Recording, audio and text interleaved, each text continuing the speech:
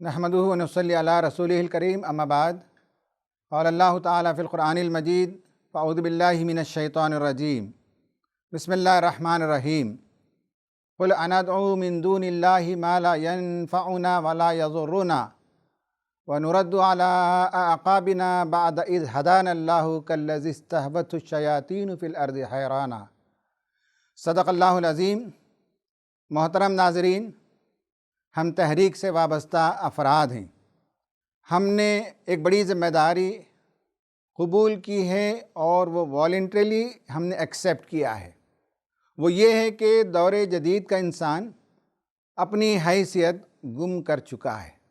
اس کی وجہ یہ ہے کہ اس کائنات میں جس ہستی کو مرکزیت ہے اور یہ پوری کائنات جس کے محور میں گھوم رہی ہے وہ خدا تعالیٰ کی ہستی ہے، مگر دور جدید کے انسان نے خدا کو ماننے سے انکار کر دیا، جس کے نتیجے میں خود اس نے اپنی شخصیت کو گم کر دیا۔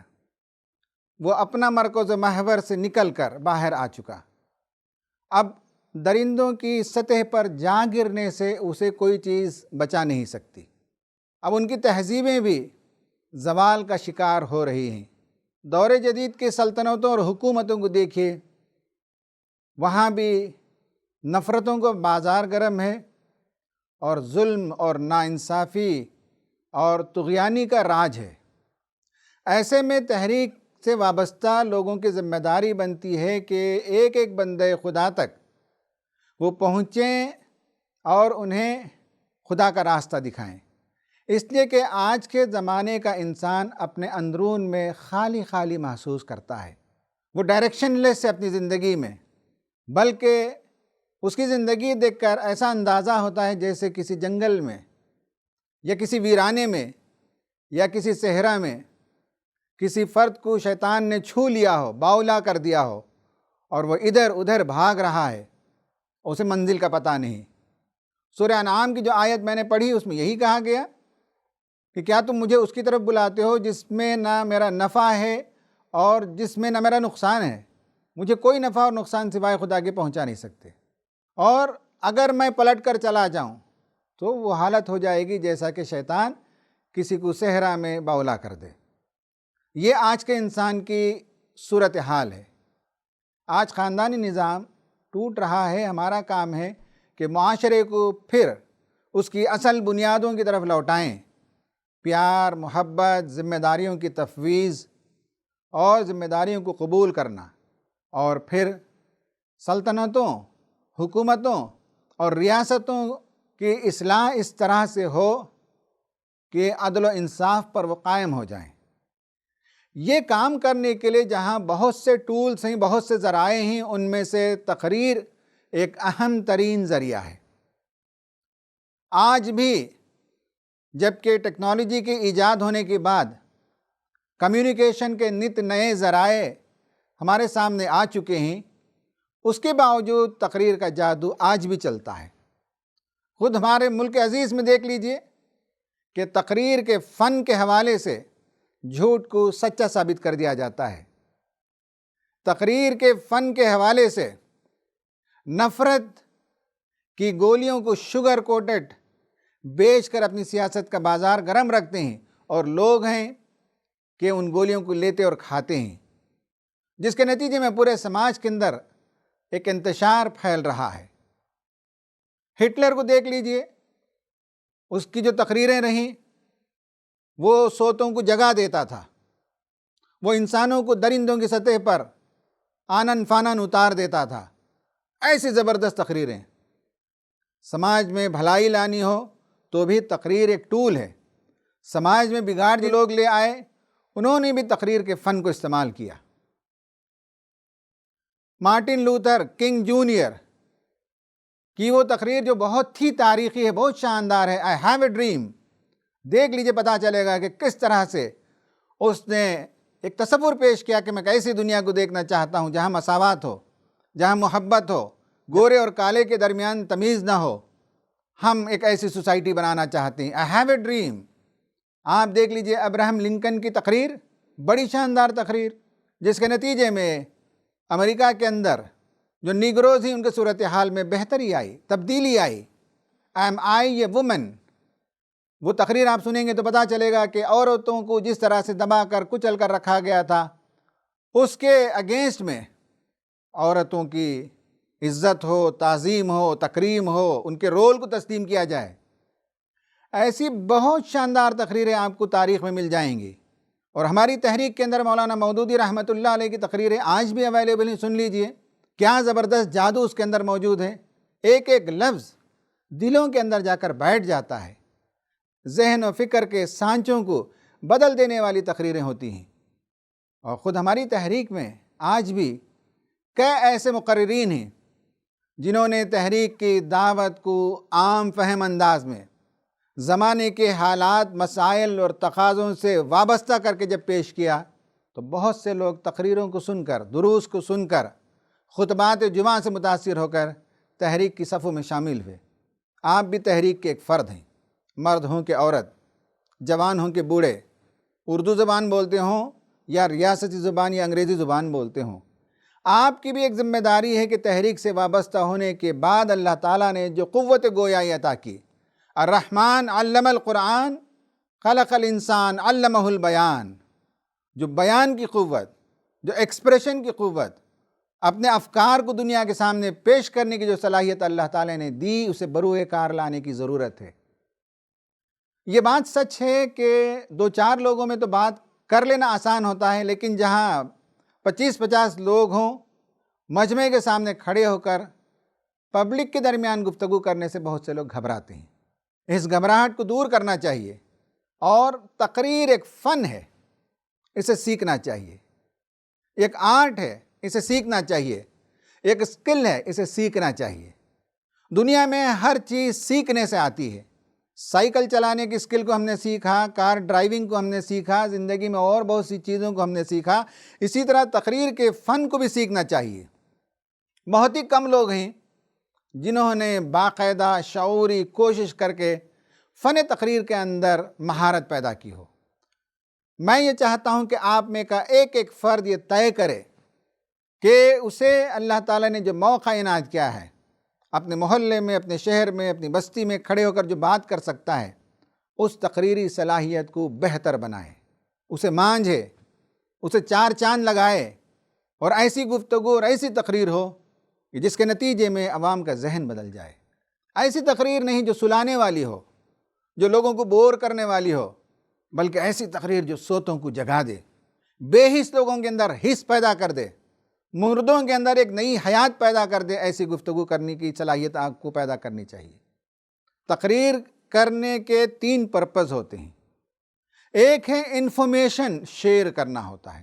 مثال کے طور پر فارم لاز، زرعی میدان کے 3 قوانین جو پاس ہوئے، اس پر میں نے کم لوگوں کو دیکھا کہ اس کا مطالعہ کر کے لوگوں کو بتا سکیں کہ اصل میں اس قانون کے نتیجے میں کیا پریشانی ہے جو آنے والی ہے، کیا مسئلہ ہے جو ہندوستان کو درپیش ہے.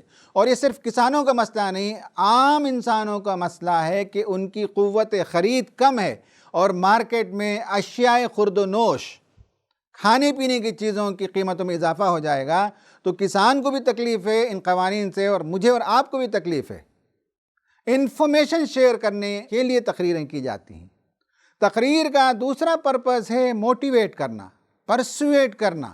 کسی ایک مضمون کو لے کر، کسی ایک میدان کو لے کر، کسی ایک کام کو لے کر لوگوں کو جگانا اور کہنا کہ تمہاری یہ ذمہ داری بنتی ہے، لوگوں اٹھو، لوگوں جاگو، زمانہ تقاضا کر رہا ہے، انسانیت پکار رہی ہے، حالات ڈیمانڈ کر رہے ہیں، یہ کام کرنے کا ہے، یہ کام کرنے کا ہے، یہ کام کرنے کا ہے. یہ جو عام طور پر تحریک کی تقریریں ہوتی ہیں، یہی پرسویشن کی تقریریں ہوتی ہیں. لوگوں سے کہا جاتا ہے کہ اسلامی معاشرے کو درست کرو، تم داعی بنو، اسلام کا جو نظریہ حیات ہے اور حیات بخش پیغام تمہارے پاس موجود ہے، اسے چھپا کر نہ رکھو، آشکارا کرو دنیا کے سامنے، لوگوں کو بلاؤ اسلام کی طرف. انسان جو اس وقت مجبور ہے ان کی خدمت کرو. یہ پرسویشن کی تقریریں ہوتی ہیں. اور تیسرا ہے انٹرٹینمنٹ کے لیے. دنیا میں ہر زمانے میں انٹرٹینمنٹ کے لیے بھی گفتگو ہوتی رہی، لیکن انٹرٹینمنٹ اس وقت ہمارا موضوع نہیں، لیکن 2 موضوع تو سیریس ہے.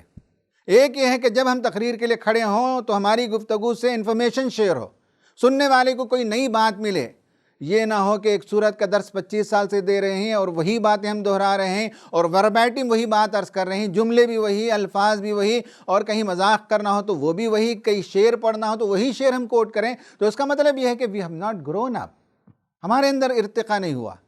کوئی درخت، کوئی پودا جس میں نئے پتے نہ لگیں، نئی شاخیں نہ آئیں، نیا پھول نہ کھلے، نیا پھل نہ لگے، تو وہ بوڑھا ہو چکا ہے، کچھ دنوں کے بعد کلہاڑی رکھ دینے کے قابل ہے وہ درخت۔ اگر ہمارے اندر بھی نیا علم، نیا آئیڈیا، نئی باتیں پیدا نہ ہو تو ہماری تقریریں بالکل ایک رسمی ہو جائے گی۔ تو میں نے پرپس بتا دیا کہ کس لیے ہمیں تقریر کرنی ہے۔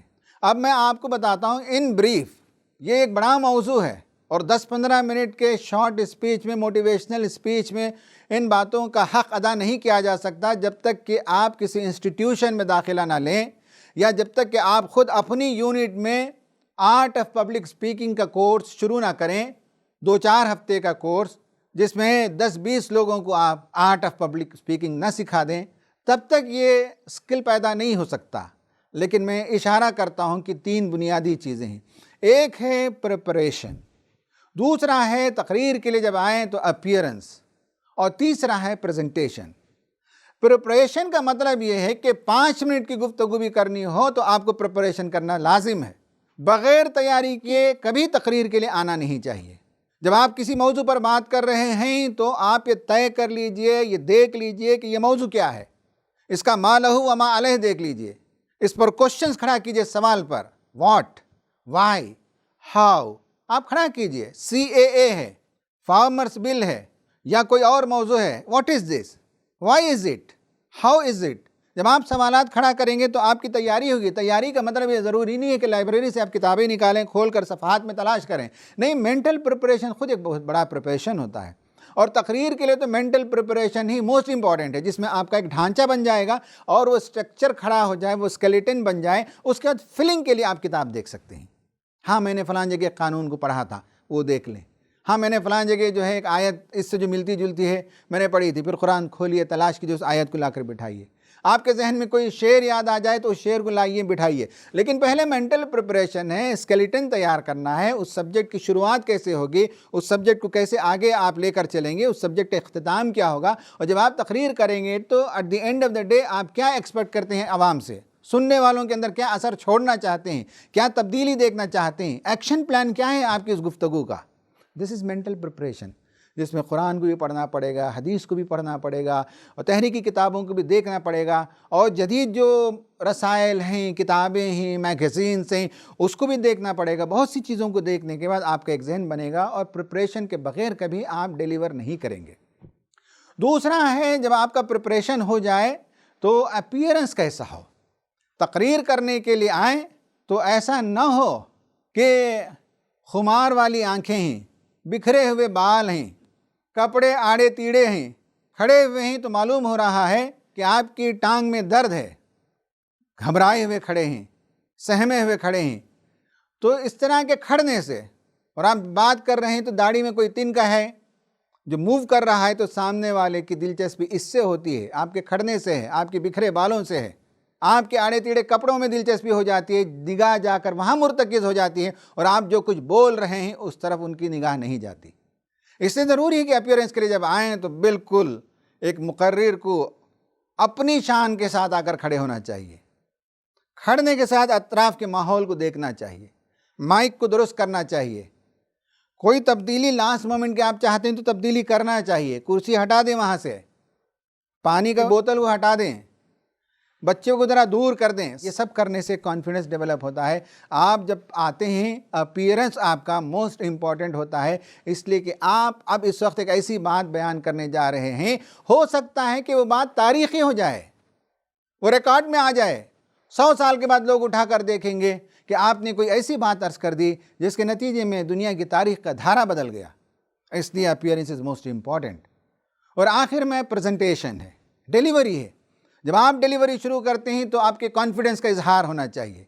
یہ نہیں ہونا چاہیے کہ پہلے ہی معذرت سے شروع کریں، میں تیاری نہیں کر سکا، میرے نام کا جو تعارف ہے اس میں یہ غلطی ہو گئی، مجھے ہمارے دوست نے آخر موقع پر اطلاع دی کہ آپ کو تقریر کرنی ہے۔ یہ کبھی بھی اپولوجیز کے ساتھ نہیں شروع کرنا ہے، گھن گھرج آواز کے ساتھ اللہ تعالیٰ کی حمد و ثنا کے ساتھ شروع کرنی چاہیے، اور حمد و ثنا کے کلمات کو بھی بدلنا چاہیے، بار بار پڑھ کے آنا چاہیے، نئے نئے انداز سے اللہ تعالیٰ کی تعریف بیان کریں، نئے نئے انداز سے نبی کریم صلی اللہ علیہ وسلم پر درود بھیجیں، اور ڈیلیوری کی شروعات جب آیتوں سے ہوتی ہے تو آیتوں کو بار بار پڑھ کے آنا چاہیے تاکہ اچھی طرح سے ہم آیتوں کو کوٹ کر سکیں۔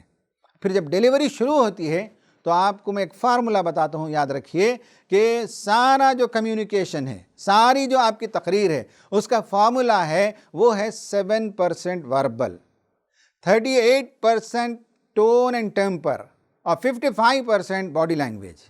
کیا مطلب ہے؟ مطلب یہ ہے کہ جب آپ بات کرتے ہیں تو سامنے والے پر آپ جو الفاظ استعمال کرتے ہیں، آپ جو جملے استعمال کرتے ہیں، آپ جو کنٹینٹ دے رہے ہیں، آپ جو اوکیبلری استعمال کر رہے ہیں، اس کا اثر 7% ہوتا ہے۔ یہ وربل ہے، 7% ہی امپیکٹ ہوتا ہے، اور 38% آپ جس ٹون میں بات کرتے ہیں، جس ٹمبر میں بات کرتے ہیں، جو ویلاسٹی کے ساتھ آپ بات کو پیش کرتے ہیں، ساؤنڈ میں جو پچ آپ کریٹ کرتے ہیں، اس سے امپیکٹ ہوتا ہے۔ میں آپ کو ایک مثال دیتا ہوں، مجھے آج بھی یاد ہے، یہ واقعہ ہوئے تقریباً 31-32 سال ہوئے۔ میں نے ایک مقرر کو سنا، انہوں نے کہا کہ حضرت موسیٰ علیہ السلام وادی سے جا رہے تھے، اللہ تعالیٰ نے موسیٰ علیہ السلام کو بلایا اور موسیٰ علیہ السلام سے کہا اذهب الی فرعون انہ طغی، جا فرعون کے پاس، وہ سرکش ہو گیا ہے۔ تو حضرت موسیٰ علیہ السلام نے کہا رب اشرح لی صدری ویسر لی امری واحلل عقدۃ من لسانی یفقہوا قولی، اے پروردگار میرا دل بھینچا چلا جا رہا ہے، میں اپنی گفتگو نہیں کر سکتا، میری زبان کی گرہ کو کھول دے اور میرے لیے معاملے کو آسان فرما دے۔ آج بھی مجھے وہ یاد ہے۔ یہ آپ دیکھیے کہ جہاں اللہ تعالیٰ بات کر رہا ہے وہاں ٹون اینڈ ٹیمپر کیسے ہونا چاہیے تھا؟ ٹون یہ ہونا چاہیے تھا کمانڈمنٹ کا، اذهب الی فرعون انہ طغی، جا فرعون کے پاس، وہ سرکش ہو گیا ہے۔ موسیٰ نے کہا رب اشرح لی صدری ویسر لی امری، موسیٰ کہتے کہ پروردگار میرے سینے کو کھول دے، میری زبان کی لکنت کو دور کر دے۔ یہ ٹون دیکھیے کہ بولنے والا کس طرح سے پیش کرتا ہے، چونکہ ایک منظر کریٹ ہوتا ہے، سننے والا دیکھ رہا ہے، تو اللہ تعالیٰ کا کمانڈ ایسا ہو جس کے لیے کمانڈ کا ٹون استعمال کریں گے اور ریکویسٹ کے لیے ریکویسٹ کا ٹون استعمال کریں گے، اس میں ریورس ہو جائے گا تو تاثیر ختم ہو جائے گی۔ یہ میں آپ کو بتا رہا تھا 38% آپ کا جو ماڈولیشن آف وائس ہے، ٹون ہے، آواز میں اتار چڑھاؤ ہے، اور کرخت آواز، گریولی ٹون، سویٹ ٹون، یہ سب چیزوں سے ایک تاثیر پیدا ہوتی ہے۔ اور آخر میں 55% وہ باڈی لینگویج ہے، آپ کیسے اپنے اعضاء و جوارح سے بھی لوگوں سے بات کرتے ہیں، آپ کی آنکھیں بات کرتی ہیں۔ اگر آپ لوگوں کی آنکھ میں آنکھ ڈال کر بات کر رہے ہیں تو آپ کی بات لوگوں کے ذہن میں اتر جائے گی، آپ آنکھیں بچا رہے ہیں، پیپر پر آپ کی نگاہ ہے، کتاب پر آپ کی نگاہ ہے، آپ سیلنگ کو دیکھ کر بات کر رہے ہیں اس لیے کہ آپ کو گھبراہٹ ہے، فیئر ہے، لوگوں کو دیکھنا نہیں چاہتے، تو آپ کی تاثیر کا 55% حصہ ختم ہو جائے گا۔ آپ کی پیشانی کی جھریاں بولیں گے کہ کیا آپ پیش کر رہے ہیں، پیشانی سے پتہ چلے گا کہ آپ ناراض ہیں، غصے میں ہیں، یا آپ کی خندہ پیشانی، کشادہ پیشانی سے لوگوں کو پتہ چلے گا، چمکتی ہوئی پیشانی سے پتہ چلے گا کہ آپ لوگوں کے اندر عزم اور حوصلہ پیدا کر رہے ہیں۔ آپ ہاتھوں کو جو ہلاتے ہیں، جب آپ ایسے کرتے ہیں ہاتھ گفتگو میں، تو اس کا مطلب ہے کہ you are open to ideas. جب آپ کہتے ہیں کہ میں آپ سے یہ بات عرض کرنا چاہتا ہوں، تو اس کا مطلب ہوتا ہے کہ آپ اتھارٹیٹیو ہیں۔ غور سے دیکھیے، اتھارٹیٹیو سٹائل کبھی نہیں چلے گا کہ جس طرح سے لوگ اس طرح بات کرتے ہیں انگلی ہلا کر، یہ اتھارٹیٹیو باڈی لینگویج ہے۔ آپ باڈی لینگویج کچھ اور استعمال کر سکتے ہیں، خود آپ کا کھڑنا بتائے گا کہ آپ کانفیڈنس کے ساتھ کھڑے ہیں، پیروں کو پھیلا کر، یہ دونوں پیروں کو جما کر آپ جو ہے ٹھٹرتے ہوئے، گھبراتے ہوئے اور پیروں کے اندر وائبریشن کے ساتھ کھڑے ہوئے ہیں، یہ خود آپ کی باڈی لینگویج سے لوگوں کے اندر اثر پیدا ہوگا، نیگیٹو اثر پیدا ہوگا۔ تو آپ کی گفتگو کا اثر 7% verbal, 38% tone and timber and 55% body language ہے۔ میں نے آپ کو جسٹ ایک اشارہ دیا، یہ سب سیکھنے سے آئے گا۔ بہت سے انسٹیٹیوشنز ہیں شہروں میں، ٹوسٹ ماسٹرز کلب ہے، ایسے ہی اور بہت سے ادارے ہیں جو آرٹ آف پبلک سپیکنگ سکھاتے ہیں، اور کچھ نہیں تو میں نے کہا کہ خود آپ ڈیزائن کیجئے۔ لیکن یہ طے کیجئے کہ آنے والے 1 سال کے اندر آپ جو ہے اپنی یونٹ اور اپنے مقام کے شاندار مقرروں میں شمار ہوں گے۔ آپ کے نتیجے میں ایک نیا انقلاب پیدا ہوگا، سننے والوں میں ایک نئی تبدیلی پیدا ہوگی، زندگی اور حرارت آپ پیدا کر دیں گے۔ ایسے مقرر بننا وقت کی ضرورت ہے، تحریک کی ضرورت ہے، زمانہ ڈیمانڈ کر رہا ہے، تاکہ ہم جو میسیج، جو پیغام عوام تک پہنچانا چاہتے ہیں وہ ایفیکٹیولی پہنچا سکیں۔ اللہ تعالیٰ سے دعا ہے کہ اللہ تعالیٰ مجھے اور آپ کو خدا کے پیغام کو مؤثر انداز سے لوگوں تک پہنچانے کی توفیق عطا فرمائے، اور اس کے لیے بولنے کی اور تقریر کرنے کی، کمیونیکیشن کی جو صلاحیت چاہیے، اللہ تعالیٰ مجھے اور آپ کو بھرپور عطا فرمائے۔ آمین۔ وآخر دعوانا ان الحمد للہ رب العالمین۔